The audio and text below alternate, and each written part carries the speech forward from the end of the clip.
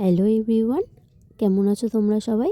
আশা করি সবাই খুব ভালো আছো আর আমিও খুব ভালো আছি। আমি স্নেহা। আজকে একটা নতুন ব্লগ নিয়ে চলে আসলাম। তো তোমরা ভিডিও দেখে বুঝতেই পারছো যে আমরা এখন কোথাও একটা যাচ্ছি। হ্যাঁ, যাচ্ছি। আজ হচ্ছে বোনের রেজাল্ট, ফাইনাল রেজাল্ট। তো ওর আজকে জন্মদিনও, তো সেই কারণে মা আসতে পারেনি। বাড়িতেও অনেক রান্নাবান্না আছে, সে কারণে মা একা হাতে সামলাবে বলে মা আসতে পারেনি। তো আমি আর বোন চলে আসলাম। তো ওয়েদারটা দেখে বুঝতেই পারছো যে অনেক সকালবেলা উঠেছি, একদমই না। এটা হচ্ছে বেলা 11টার ভিডিও। তখন সেদিন এত পরিবেশটা ভালো ছিল না, সকালবেলাটা ওটার সময় তো কুয়াশাটা ভর্তি ছিল। তোমরা ভিডিওটার ক্লিপ দেখে বুঝতেই পারছো।